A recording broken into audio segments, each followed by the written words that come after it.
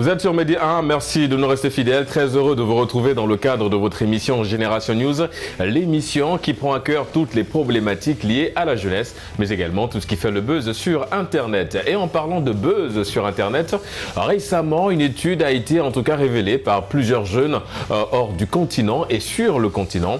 Une étude basée sur un point de séduction chez l'homme. Il s'agit évidemment de la barbe. Est-ce que la barbe aujourd'hui est devenue un point de séduction par excellence? Vous en saurez un peu plus en première partie d'émission avec mes invités du jour. Et en deuxième partie d'émission, nous allons parler du bien-être, de cette béatitude, cette félicité parfaite qui nous impose parfois un rythme de vie, qui nous invite également à voir la vie de la plus belle des manières. Pourquoi aujourd'hui c'est important de sourire à la vie? Vous aurez des éléments de réponse en fin d'émission. Ils sont là sur ce plateau de Génération News, ce sont des habitués. Il s'agit évidemment de notre ami Edwin. Edwin, tu es étudiant en droit, toujours un plaisir de te recevoir sur ce plateau de Génération News, que tu connais très bien, puisque voilà, tu es un habitué, limite tu es devenu un consultant de Génération News. Merci en tout cas d'avoir répondu à l'invitation. Merci, plaisir renouvelé.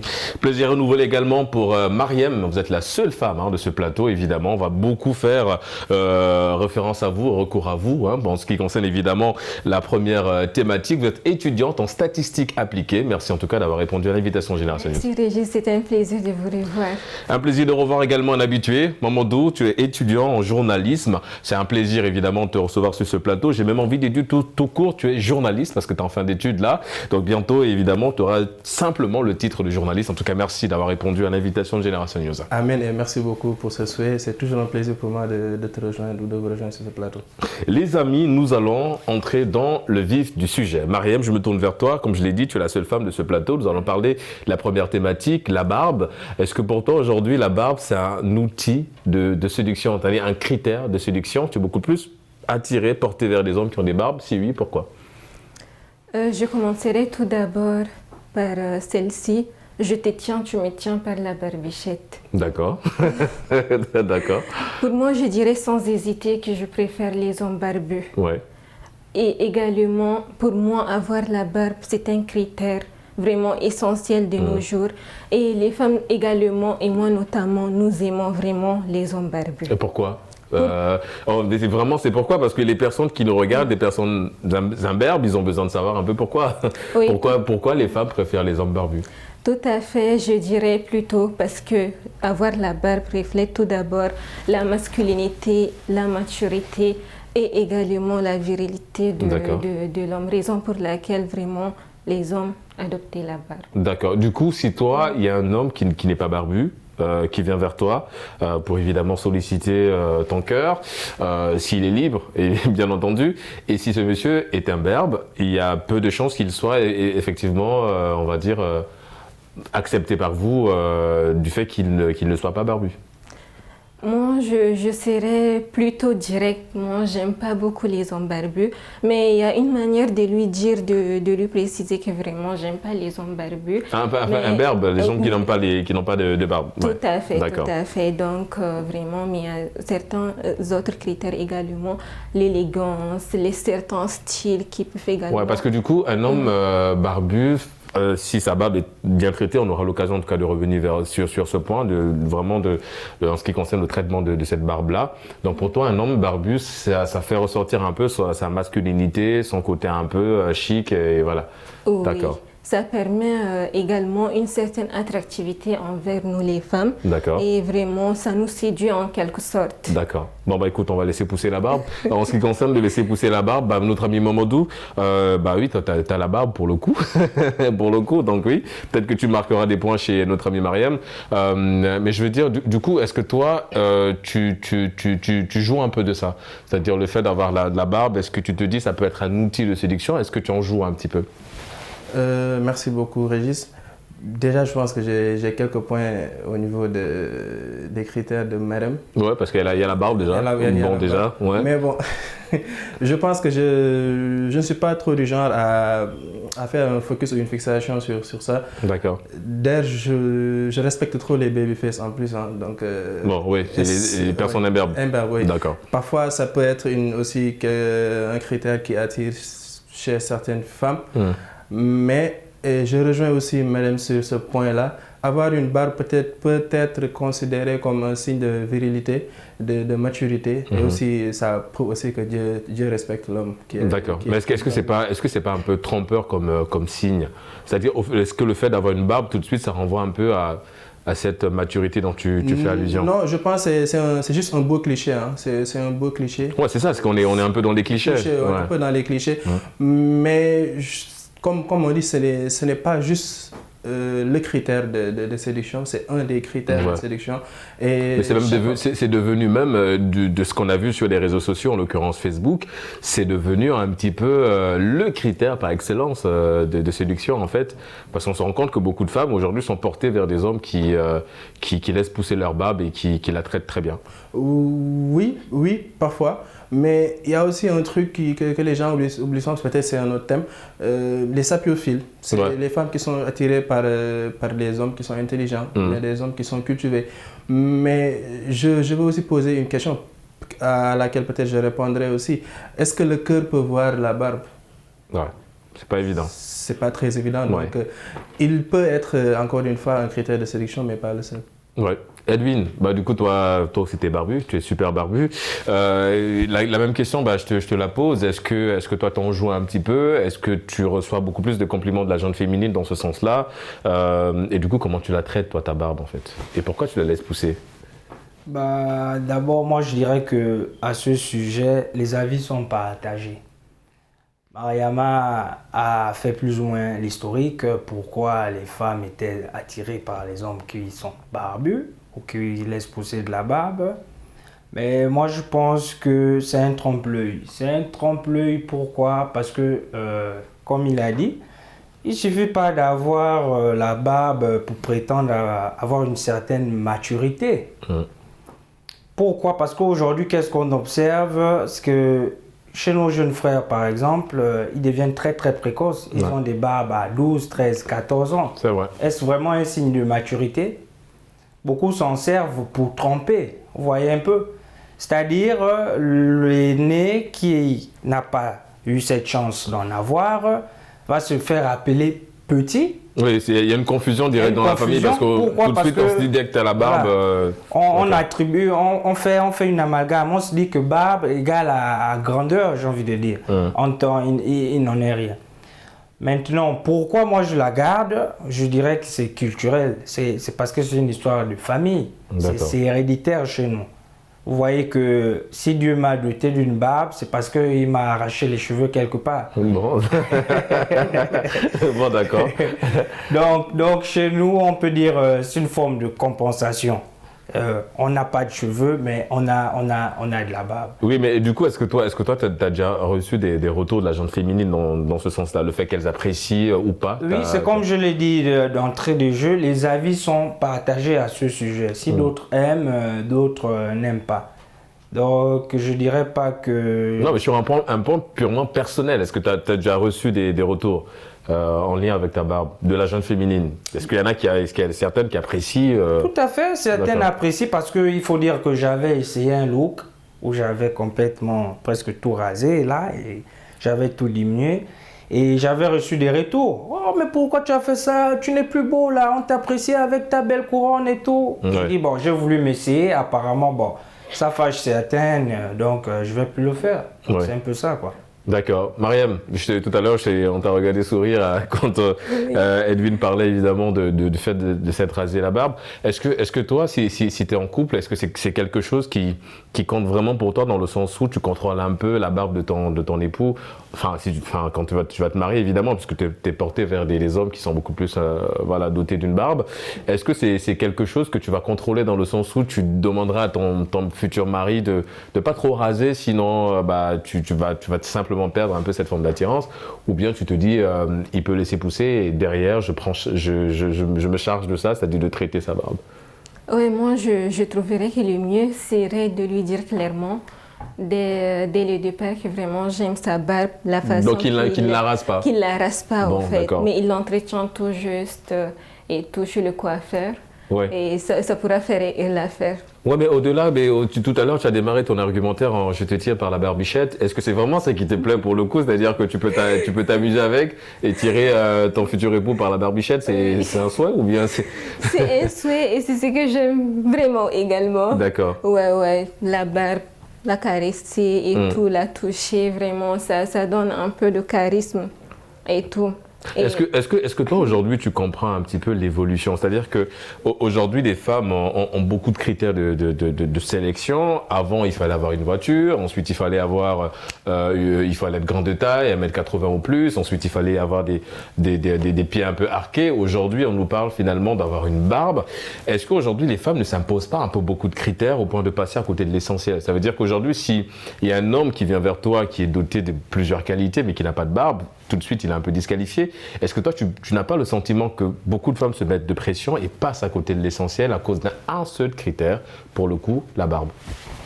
Oui, je trouve que oui également. Souvent, on peut très facilement passer des côtés et ne pas voir l'essentiel de l'homme, ce qu'il est réellement et tout. Exactement, ce qu'il peut t'apporter, au-delà d'avoir une belle barbe. Tout à fait.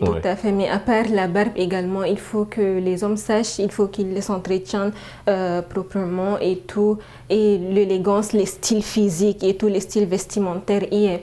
Donc, vraiment, moi, je dirais également que, voilà, avoir la barbe et l'entretenir peut être...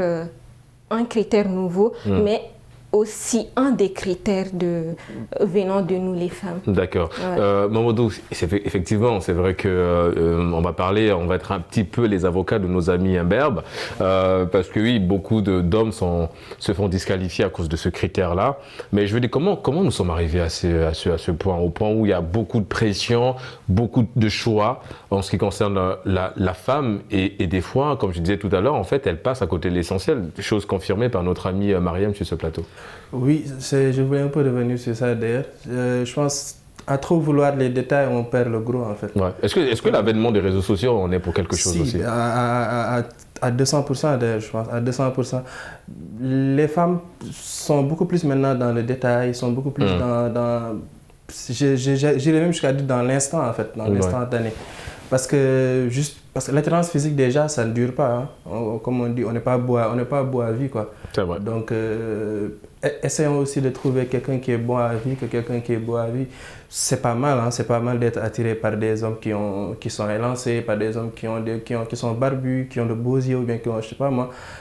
Mais ça, c'est éphémère, ça ne va pas durer. Ça ne va pas durer. Et cela ne doit pas aussi empêcher à certains hommes qui sont barbus de l'entretenir. Et ça ne doit pas décourager certains hommes qui sont imberbes de ne pas prétendre avoir une femme, une conjointe. Parce que là, on parle de séduction. Je ne pense pas que la séduction aussi soit un critère pour construire ou bien construire la vie avec quelqu'un. Ouais. On séduit quelqu'un juste pour un moment, je pense. Ou bien on drague quelqu'un juste pour un moment.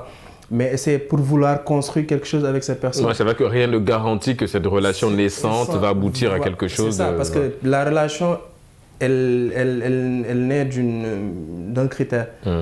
Elle naît d'un critère, mais est-ce que ça va permettre à cette personne ou bien à ces deux personnes de pouvoir construire quelque chose? La personne est barbue, oui. Tu vas regarder cette personne, tu vas l'admirer. Ouais. Mais du coup, toi, ta barbe, tu la laisses pousser depuis combien d'années? Déjà, moi, je suis... Et pourquoi c'était important pour toi justement de... Il y a une histoire derrière, je pense, parce que comme l'a dit tout à l'heure, c'est une histoire parce que moi, j'ai très tôt eu la barbe. Moi, j'ai eu la barbe à 13-14 ans. D'accord. J'ai très tôt eu la barbe et on m'a très tôt casé dans un... On me donne toujours 5 ans de plus que mon âge.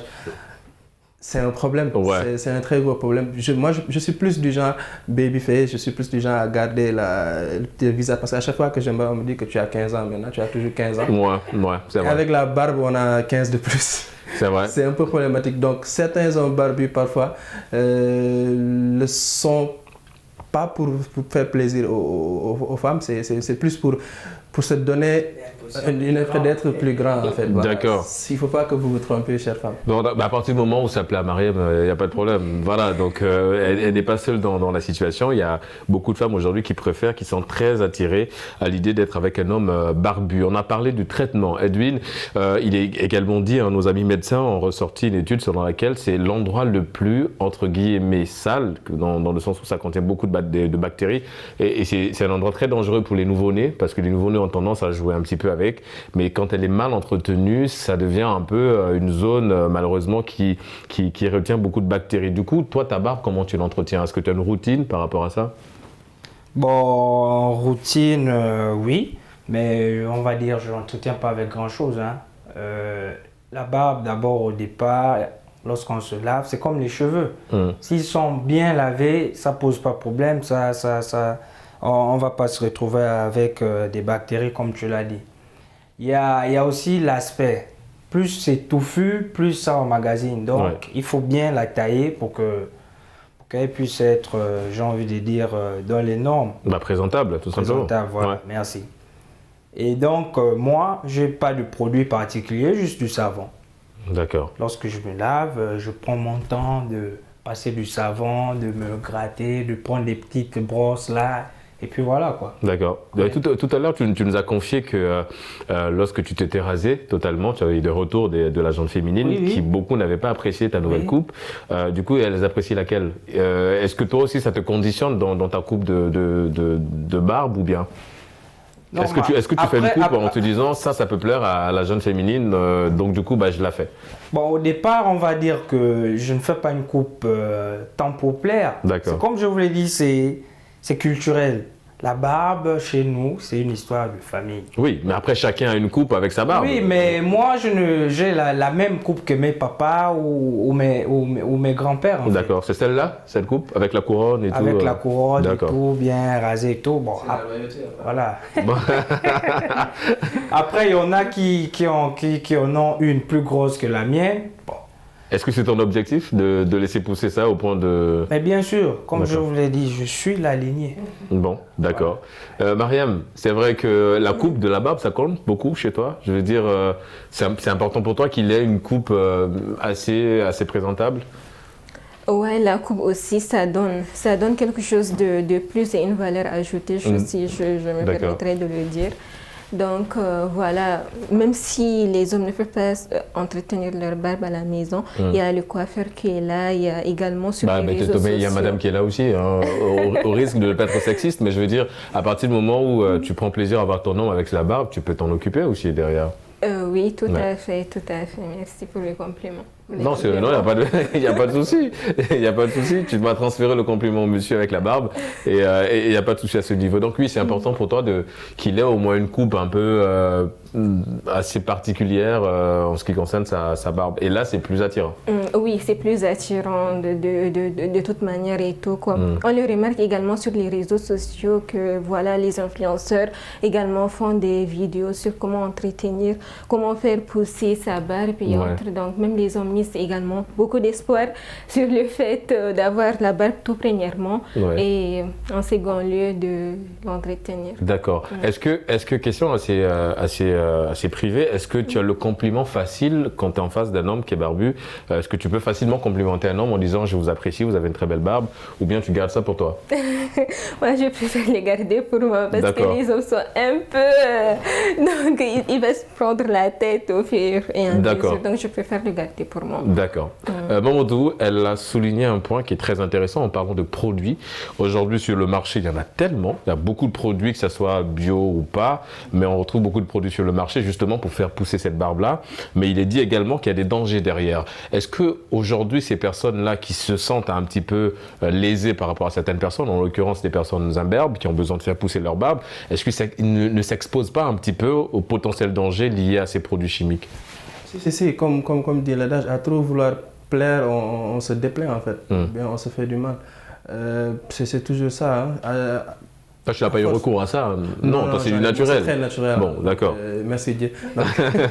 Bon, c'est très naturel. Je n'ai pas eu besoin d'utiliser des produits, mais pour ceux qui n'en ont pas, je l'avais dit tout à l'heure, ne pas trop faire une fixation aussi, quoi. Ouais, mais quand tu as la société, quand tu as des femmes comme Mariem qui nous disent nous on veut des hommes qui ont de la barbe, et que si toi tu es attiré par une femme comme Mariem et puis derrière tu te rends compte que tu es un berbe, tout de suite tu es un peu...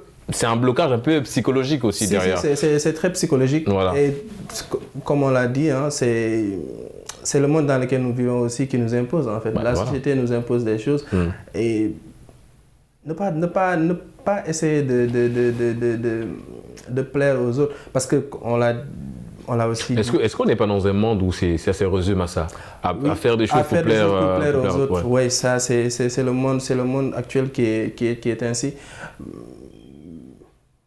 Mais il faut réfléchir avant. Il faut bien réfléchir avant de faire, hein, parce que vouloir plaire à Mariem. Du coup, Mariem, excuse-nous, on va à chaque fois revenir vers toi parce que tu nous as clairement dit que voilà, tu préfères des hommes avec des barbes. Est-ce que si le produit utilisé nous fait du mal ou du tort, est-ce que Mariem viendra pour dire oh désolé? Bon, après, moi je n'encourage pas ça, mais il y a l'adage qui dit qu'il faut souffrir pour être beau ou bien pour être belle. Après, souffrir avec des limites, c'est ça. Enfin, moi je dis toujours. On souffre déjà quand on est africain. Moi je dis toujours ceci aux gens. Il faut arrêter de vouloir vivre par rapport au regard d'autrui. Ouais, par procuration. Voilà. Parce que on s'expose, on se met en danger. Il faut apprendre aux gens à nous aimer tels que nous sommes. Je prends toujours mon cas comme référence. Moi, lorsque j'ai commencé à avoir la calvitie, très tôt, les gens ils se moquaient, d'autres me disaient mais non. Mais très tôt, quel âge? Je l'ai dit dans une émission précédente. 12 ans, je crois. 12 ans, 13 ans. Sinon 14. Ah ouais, quand même, avoir la calvitie à 12 ans. À moins de 15 ans en tout cas. Ouais. Il y avait déjà des signes, les cheveux reculaient et tout. Moi, qu'est-ce que j'ai fait? J'ai habitué les gens à me voir ainsi.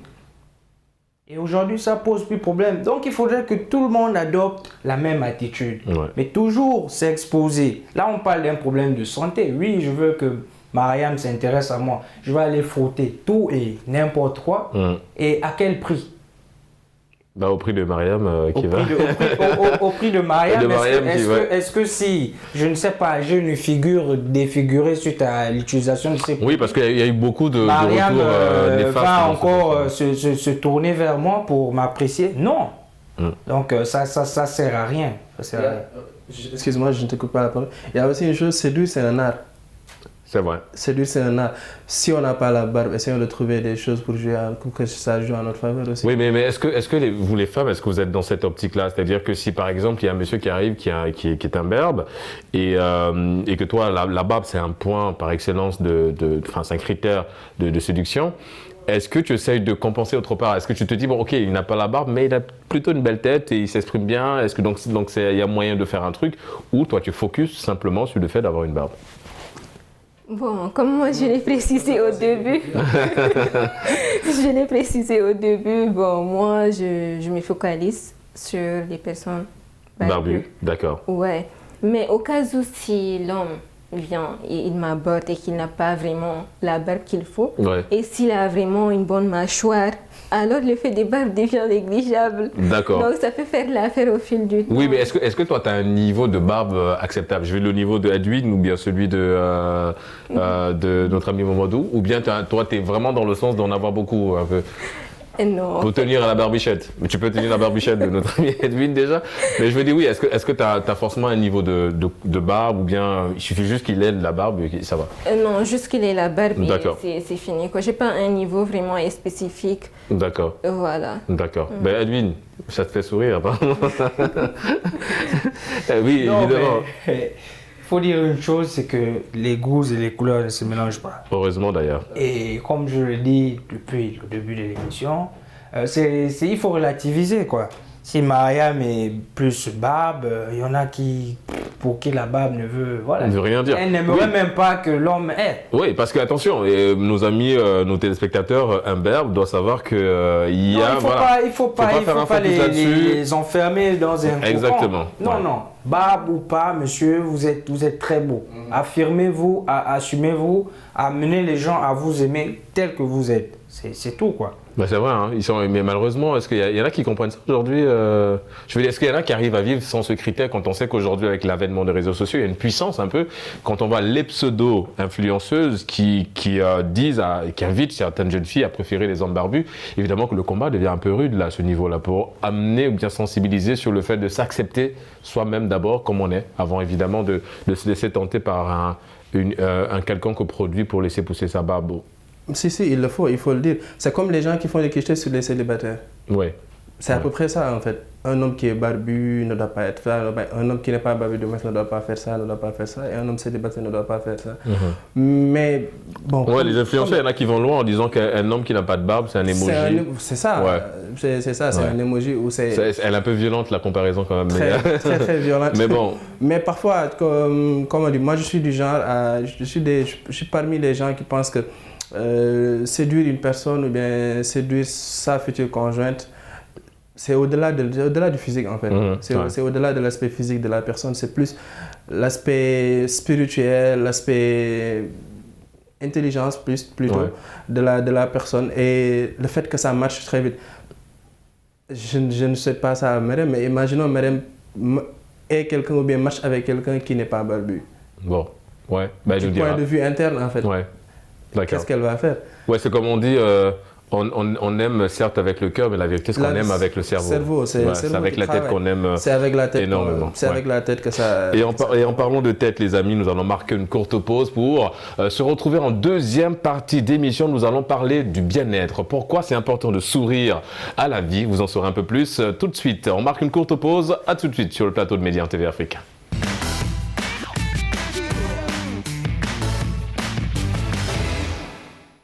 De retour sur le plateau de Génération News pour la deuxième et dernière partie d'émission, nous allons parler du bien-être. La thématique du jour, pourquoi faut-il sourire à la vie?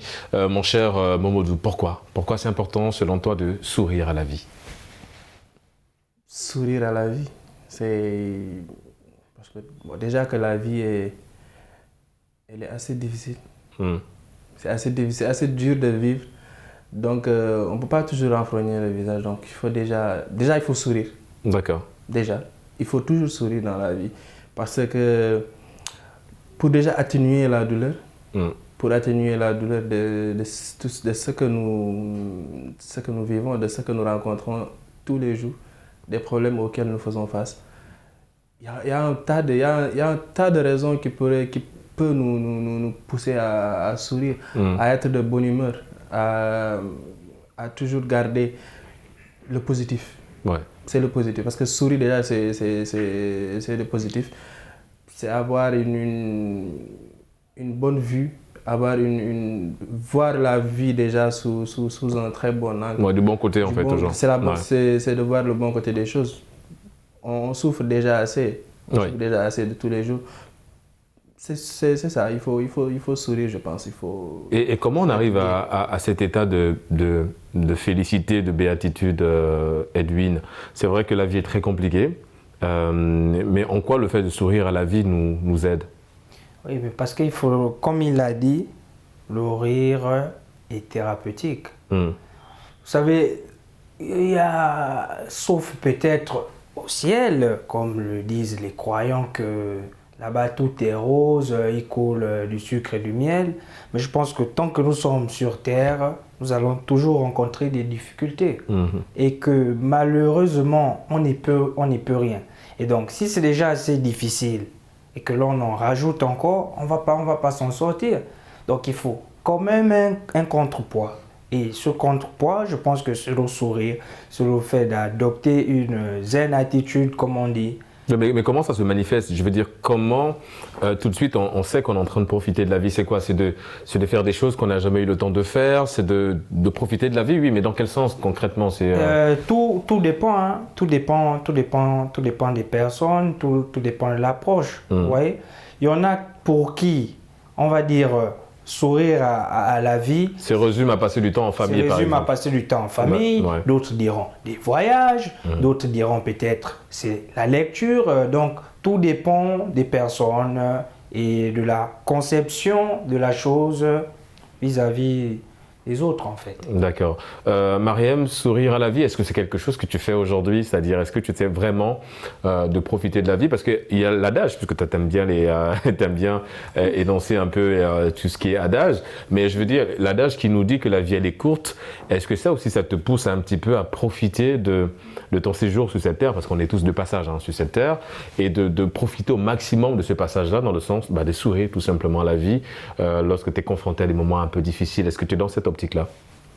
À un sourire, on ne peut répondre que par un sourire. Ouais. Donc, on sait tous que dans la vie, on rencontre des difficultés, des situations vraiment très compliquées, anxieuses. Mais malgré cela, il faut toujours s'efforcer de garder son sourire. Ouais. Parce que tout simplement, sourire à la vie, c'est un art en fait, c'est un art de vivre. Et également, ça nous apporte un regard positif sur toutes les choses de la vie. Ouais, parce qu'il y en a, loin de vouloir t'interrompre, ma chère, parce qu'il y en a effectivement qui versent un peu dans la dépression et dans beaucoup de choses. Et le fait de sourire à la vie, c'est comme l'a souligné Mamadou, c'est d'essayer, de s'efforcer en tout cas, de s'efforcer à avoir le bon côté de la vie, le bon côté des choses, tout simplement. Oui, tout à fait, tout à fait. Donc, moi, c'est que je conseille à nous les jeunes et à tout le monde d'ailleurs, c'est de garder son sourire parce que le sourire, tout d'abord, ça permet de rajeunir la personne, rend la personne également belle et tout. Et vraiment, ça a aussi un impact sur la longévité de la personne. D'accord. Et c'est vrai que Mamadou, quand on dit souvent du bonheur qu'il est contagieux, et si le bonheur est contagieux, il faudrait déjà que la personne qui soit autour de vous soit dans cet état de bonheur, de félicité, de béatitude parfaite. Et c'est seulement à partir de ce moment que ça devient un peu contagieux, ce bonheur-là. Mais est-ce qu'au vu de tout ça, de ce que tu regardes aussi, de ce que tu observes, parce qu'on a eu un moment donné où la vie était tellement éprouvante avec l'avènement de la Covid, où c'était un peu compliqué. Est-ce qu'aujourd'hui, tu as l'impression que les gens profitent vraiment de cette vie-là, ou bien on est encore un peu en retrait, où on se pose beaucoup de questions, on est un peu sceptique à l'idée d'embrasser pleinement cette vie? Moi, je pense que sourire ne suffit plus. Il faut surrire à la vie. Ouais. La vie nous éprouve. Hein. Il faut juste montrer à la vie qu'on a... Bon, ça va, quoi. On a assez souffert de toi. Maintenant, on te montre que ça ne nous affecte pas beaucoup. Hein. Ça nous affecte si, mais pas autant qu'elle le pense. Parce que déjà, vivre, c'est se faire plaisir. Vivre, c'est se faire plaisir. Vivre, c'est se faire fuir l'ennui et le pire des choses. Donc... au-delà de sourire à la vie, comme je dis, sourire à la vie, il faut vivre en fait. Il faut vivre. Elle nous éprouve, c'est à nous de l'éprouver en retour en fait. Exactement. C'est à nous d'éprouver la vie en marchant sur elle. Parce qu'on ne sait jamais quand est-ce que nous partirons. Que tu as évoqué tout à l'heure le fait que nous soyons de passage sur Terre. Sur Terre, ouais. Et que la Covid, la période de la pandémie nous a assez montré, nous a assez fait comprendre qu'elle est plus courte qu'on ne le pense. La vie, elle est plus courte qu'on ne le pense. Il faut en profiter. Il faut savoir voir le bon côté des choses.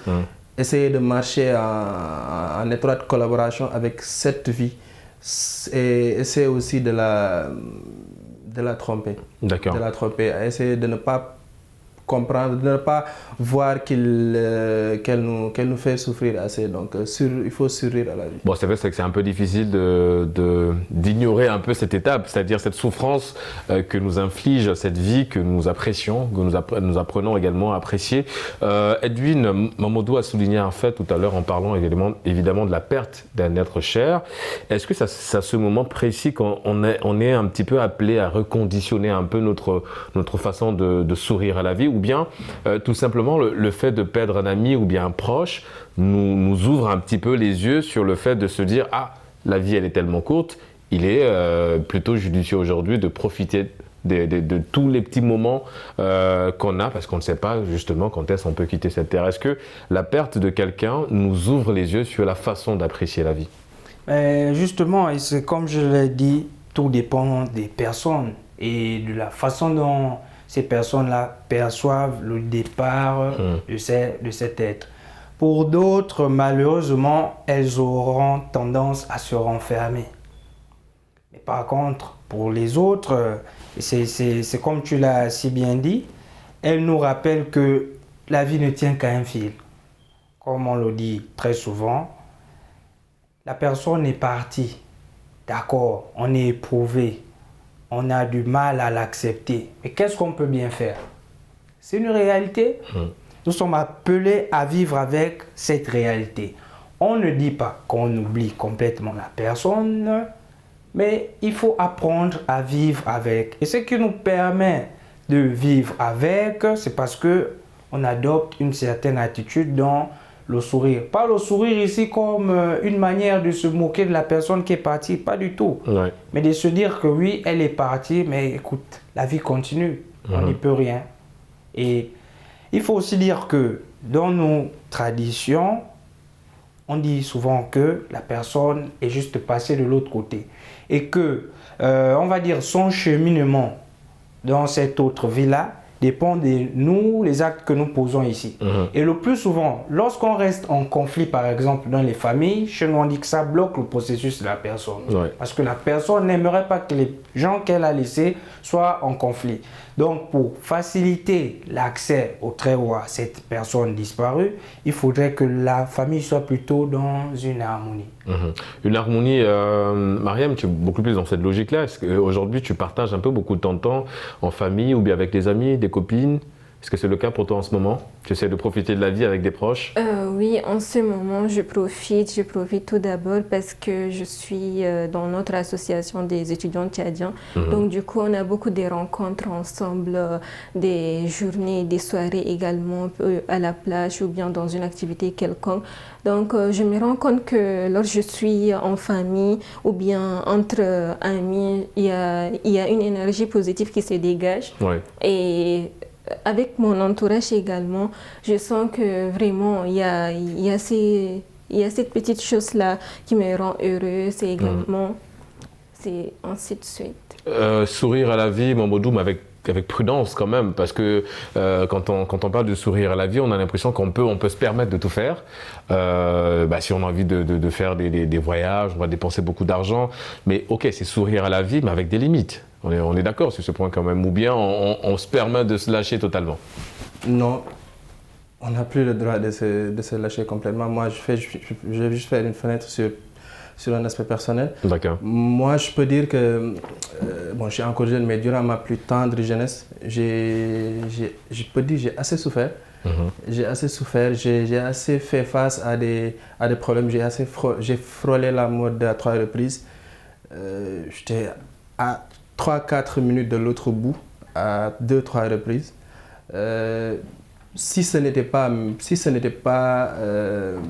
la présence des proches, des amis, de vrais amis en fait, je pense que je ne serais pas là actuellement. Et c'est grâce à eux que tu allais puiser cette force-là pour... Si. D'accord. Parce que j'étais atteint d'une maladie que le médecin m'avait dit il n'y a que 2% des gens qui sont atteints de cette maladie qui survivent.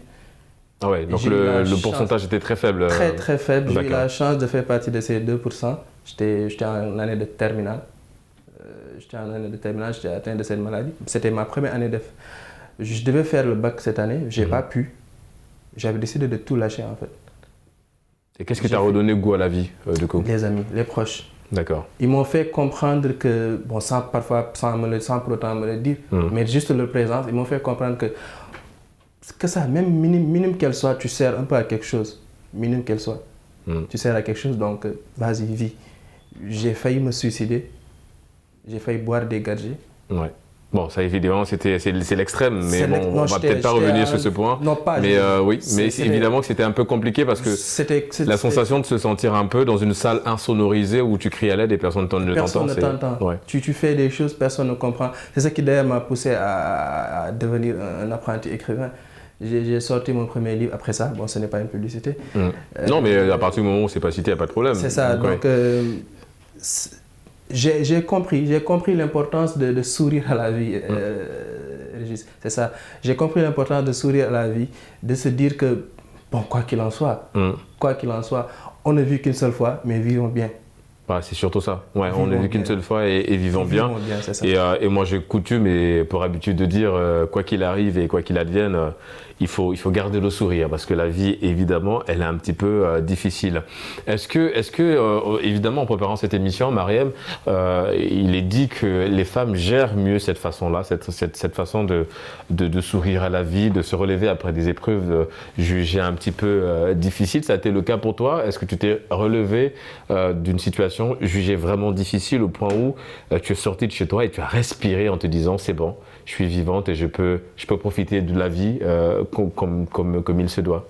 Oui, bien sûr, ça arrive des moments vraiment très compliqués où on s'est dit que non, bon, la vie ne valent absolument plus rien. Ouais. Mais en pensant et en repensant de nouveau, on s'est dit toujours que voilà, même s'il y a des circonstances assez vraiment difficiles, il faut que l'on marche de l'avant et qu'on prend le positif de la vie en fait, parce que la vie non seulement elle dégage. Déjà la vie c'est pas un long fleuve tranquille. Je veux dire il y a des vagues, il y a des moments où il y a des tempêtes. Donc d'ailleurs si ça l'est, il faut vraiment avoir peur. Si justement, on a une vie toute tranquille, il faut avoir peur de la fin. Toujours ça. Il faut toujours avoir peur de la fin. Il faut savoir. Parfois il y a des gens même qui provoquent la douleur de la vie en fait. À force de trop être à l'aise, ils se disent c'est pas normal en fait, c'est pas normal. Il faut que j'aille chercher et à force de chercher on trouve et quand on trouve il faut assumer. C'est là où c'est un peu compliqué. Oui, Marie, on t'a interrompu, désolé. On va te laisser poursuivre. Il n'y a pas de souci. Bon, je disais également que la vie elle déclenche également des ondes pas seulement positives mais également négatives. Mais toi, comment tu souris à la vie? Je veux dire, est-ce que tu as des activités, est-ce que tu as un rituel, est-ce que tu as un truc que tu fais quand tu es dans une situation où c'est un peu difficile, que tu as besoin de sortir un peu de cette zone de confort un peu noire et que tu as besoin pour le coup de sourire. Je veux dire, est-ce que tu as un rituel? Est-ce que tu as un truc que tu fais avec des copines ou toute seule ou en famille? Est-ce que tu as un petit rituel? Oui, tout à fait. Bon, j'ai un rituel assez particulier, je trouve. C'est lequel? On est preneur. Hein. C'est quel rituel? C'est, comment dire, aller profiter à la corniche que tout le monde connaît. Au bord de la plage. La plage et tout, voilà. C'est détendre un petit peu et dégager le stress parce que la vie, voilà. Ouais, elle ne fournit que ça. Il faut savoir gérer ce lot de stress lié évidemment à la vie. Edwin, c'est vrai que vivre sa vie et mettre les avis de côté, c'est un peu compliqué aussi parce que c'est ça aussi sourire à la vie, c'est de se dire je vis ma vie et je mets les avis de côté parce qu'en général, ce sont des avis qui nous conditionnent un peu dans notre capacité à sourire à la vie parce que tout à l'heure, par exemple, merci pour la confidence au passage à notre ami Mamadou qui nous a fait une confidence. Et du coup, oui, c'est vrai qu'à ce moment-là, il y a des gens qui vont peut-être te juger, qui vont peut-être t'enfermer dans un carcan au vu de ces jugements-là. C'est vrai que sourire à la vie, ça semble plutôt facile, mais au fond, c'est un peu plus complexe et plus compliqué que ça, Edwin. Bon, compliqué dans quel sens ? Dans le sens peut-être de se relever déjà, parce que on ne peut pas se lever un matin comme ça et décider de sourire. Il y a tout un processus quand même avant d'arriver à cette étape de pouvoir accepter qui on est et de pouvoir profiter de la vie. Oui, mais justement, je l'ai dit ici dans mon propos, on peut traverser des difficultés, c'est normal. Des difficultés, on va toujours en avoir. Parce que comme vous l'avez dit, la vie n'est pas un fleuve tranquille. Tant qu'on est sur cette terre des hommes, on sera toujours éprouvé. Mais ce qu'il faut se dire ou ce qu'il faut faire, c'est d'adopter une attitude. L'attitude, c'est laquelle? C'est de se dire que oui, certes, la vie, elle est difficile, mais ce n'est pas pour autant que je vais baisser les bras. Et il faut éviter, je le dis aussi très souvent, de vivre du regard d'autrui. Parce que le regard d'autrui est très dangereux. Lorsque vous vivez du regard d'autrui et qu'autrui vous dicte tout ce que vous devez faire, vous n'êtes plus vous-même. Ouais. Et si vous n'êtes plus vous-même, vous êtes quoi? Un objet? Mais l'homme n'est pas un objet. On doit pouvoir faire accepter aux autres nos choix. Bien sûr, on n'est pas en prenant des choix qui ne les dérangent pas. Mais il faut amener les gens à se dire que, par exemple, mon choix de vie et ma façon de profiter de la vie, c'est de partir, comme elle a dit, me détendre à la plage, il ne faudrait pas que ça pose problème. Si votre choix est plutôt tourné vers un restaurant, chacun a ses choix et il faut qu'on apprenne à respecter les choix des autres. Parce que justement, ce qui crée tout ce dont on parle aujourd'hui, c'est parce que les autres ont tendance à nous dicter quoi faire. Et lorsque les autres nous dictent quoi faire, on n'est pas nous-mêmes. Ouais. C'est vrai que du coup on est un peu conditionné. On est un peu conditionné et on a peut-être un petit peu du mal à voir les choses. On est épanoui, j'ai envie de dire. Ouais. C'est vrai que l'épanouissement ça compte beaucoup dans le fait de pouvoir être soi-même, de pouvoir sourire à la vie, embrasser la vie. Et ça a été une étape un peu, je veux dire, ça a été ton processus à toi, c'est-à-dire processus de guérison. C'est clair qu'aujourd'hui tu vois la vie autrement, mais quand tu la vois autrement, est-ce que du coup tu impliques des gens dans cette nouvelle vie qui est la tienne? Si, clairement, en fait, c'est à force, là on parlait de fleuve, c'est vraiment une vague que tu emportes avec toi, en fait. Ouais. Tu essayes de te dire que, bon, même à ton pire ennemi, tu ne lui sais pas parfois de vivre ce que toi tu as vécu. Donc là, naturellement, tu ne te cherches plus d'ennemis. Au contraire, tu essaies de te chercher des gens avec qui tu peux vivre et sourire. C'est vrai. Là, moi, personnellement, je suis maintenant du genre à rigoler, à rire, à chanter, à danser, à faire plaisir aux autres. Parce que j'ai appris à me faire plaisir durant ces moments où j'étais seul. Maintenant, Mais comme on dit sourire, vous l'avez souligné sur ce plateau, sourire, c'est déjà une première guérison. Si, il y a un truc d'habitude que je dis en Wolof, Yalna Jam Yag, donc traduction. Que la paix dure en fait. D'accord. Et quand on parle de paix, on parle de vie. Quand on parle de vie, on parle de sourire, de se faire plaisir, d'enchanter les gens. Parce que, comme à l'école, tu vas à l'école le matin, tu ne sais pas qui est réveillé comment. Ouais, c'est vrai parce que chacun vient avec un peu des humeurs. Chacun vient avec des humeurs. Mais il y a une chose il y a une magie qui voit le jour ou bien qui s'installe une fois que quelqu'un sourit ou rigole. C'est vrai. C'est une magie, on ne peut pas l'expliquer en fait. Moi, à chaque fois que je vais à l'école le matin, j'ai un rituel que je fais. Je viens, je donne la main, ou bien comme avec la Covid maintenant, on ne peut plus donner la main. Je viens, je demande à chacun, ça va, tu es bien réveillé? Et à la maison, je rigole, je taquine un peu. Même si la personne est mal réveillée, parfois je reçois des messages en fait. Même si la personne est mal réveillée, te dit, ah, tu as égayé ma journée, ou bien tu as fait ça. Même en cours, parfois je sens que c'est un peu tendu, je lance une blague. J'aime pas quand c'est tendu, j'aime pas quand c'est trop sérieux en fait. Parce que quand c'est trop sérieux, ça me rappelle un peu des choses. Ça me rappelle cette salle enfermée où j'étais seul, où je ne pouvais pas crier.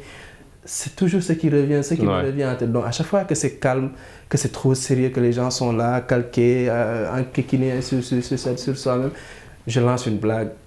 Je dis quelque chose, tout le monde rigole et puis ça va, c'est bien. Ouais. C'est ça en fait. Il faut toujours détendre l'atmosphère. Partout où on est, au-delà de détendre l'atmosphère, on fait plus que ça en fait. C'est vrai, c'est sans le savoir, on est en train de guérir des cœurs. On est en train de guérir des gens. Oui. C'est pour ça que j'ai un énorme respect pour les artistes comédiens, les vrais. Oui, les vrais évidemment, avec un texte bien écrit. Oui, je les respecte énormément parce que eux-mêmes, ils le disent. Nous sommes des médecins, effectivement. Et être ce médecin-là, tout le monde peut être le médecin de quelqu'un. On n'a pas besoin d'aller, respect aux vrais médecins. Oui, évidemment, on ne va pas retirer le... Non, ils ont une grande importance. Ils ont leur manière à guérir, nous aussi. Chacun a une manière à guérir son prochain. Essayons d'apprendre à maîtriser cette manière-là et guérissons le monde en souriant et en rigolant. Guérissons le monde, évidemment, Mariam, c'est une lourde mission de guérir le monde, mais toi tu es un sourire communicateur, tu es tout le temps en train de sourire. Est-ce que c'est quelque chose aussi qui te met un petit peu à l'aise? Est-ce que le fait d'être un peu souriante à chaque fois, ça t'aide facilement à aller vers une autre personne et tout ça? Tout à fait. Souvent, moi je souris pas pour sourire, mais souvent je le fais pour que ça soit un antidépresseur au fait, pour libérer le stress et tout, parce qu'il y a des hormones qui viennent en biologie, on le dit très souvent, qui libèrent. Dès qu'on sourit, il y a des hormones qui interviennent et qui libèrent le stress et tout. D'accord. Et donc toi tu es dans cette optique-là? Parce que depuis le début de l'émission, tu souris beaucoup. Bah tant mieux. Tu nous partages un peu cette joie de vivre. Si les statisticiennes, elles ne calculent pas. Bah ouais, non, peut-être qu'elle est en train de le faire. Peut-être qu'avec la statistique appliquée, elle sait qu'un sourire toutes les 30 secondes, ça peut nous apporter quelque chose de bien. Mais en tout cas, on te remercie. Hein. C'est dans le bon sens, évidemment, qu'on te taquine, ma chère Mariam. Edwin, c'est vrai que c'est, comme je l'ai souligné tout à l'heure, sourire à la vie, ça demande beaucoup de choses. Ça soigne, hein, parce que Momodou l'a souligné aussi, des personnes qui sortent un peu de moments compliqués, la dépression, et ce qu'on appelle aujourd'hui la charge mentale aussi, qui pèse beaucoup, avec ces personnes qui sont parfois un peu hypersensibles, qui ont du mal à gérer un peu leur hypersensibilité. Est-ce que le fait d'aller consulter aussi, c'est un processus de guérison dans le fait de reprendre goût à la vie, d'aller voir par exemple un psychologue ou bien quelqu'un qui va vous aider? Aujourd'hui, on parle de coach de vie, tout simplement, qui est très loin du psychologue. Est-ce que le fait de consulter les professionnels, c'est un processus vers une forme de guérison dans le sens de beaucoup plus voir la vie du bon côté?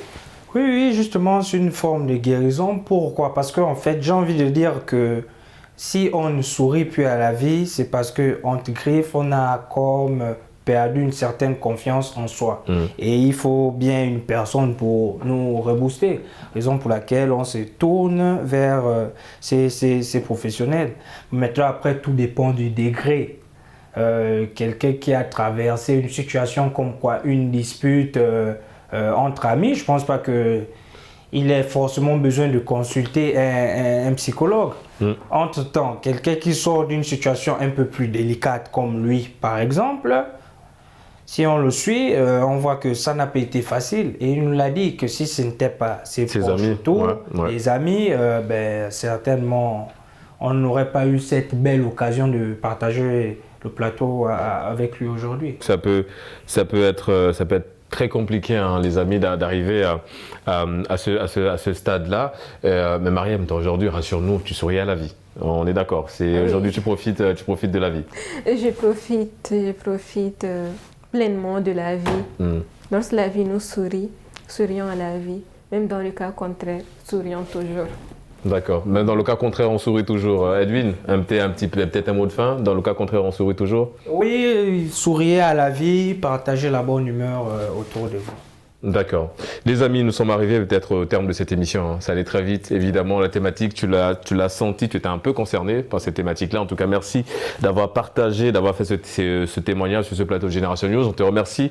Momodou, je rappelle que tu es étudiant en journalisme, hein, bientôt journaliste en tout cas. Bravo et félicitations pour ta future soutenance, même si c'est encore loin, mais c'est tout le mal qu'on te souhaite. En tout cas, merci d'avoir répondu à l'invitation Génération News. C'est à moi de vous remercier déjà. Aussi, bonne chance aussi à mes camarades de classe avec la 50e promotion du CESTI. Bonne chance à vous. On démarre officiellement aujourd'hui la grande enquête. Donc, rendez-vous dans 2 mois pour soutenir et avoir le 100%. Rendez-vous dans 2 mois, évidemment. Bonne chance à vous. Mariam, en tout cas, merci d'avoir partagé ce sourire contagieux sur ce plateau Génération News. Ça a été un plaisir de te recevoir. On se donne rendez-vous, évidemment, pour un autre plateau. Edwin, toujours un plaisir de te recevoir sur ce plateau de Génération News. On se donne rendez-vous, évidemment, pour un autre plateau Génération News. Les amis, c'est la fin de cette émission. Merci de l'avoir suivi. On se donne évidemment rendez-vous samedi prochain pour d'autres thématiques liées à la jeunesse. Et comme j'ai tendance et habitude de le dire, quoi qu'il arrive et quoi qu'il advienne, garde le sourire en compagnie de nos programmes.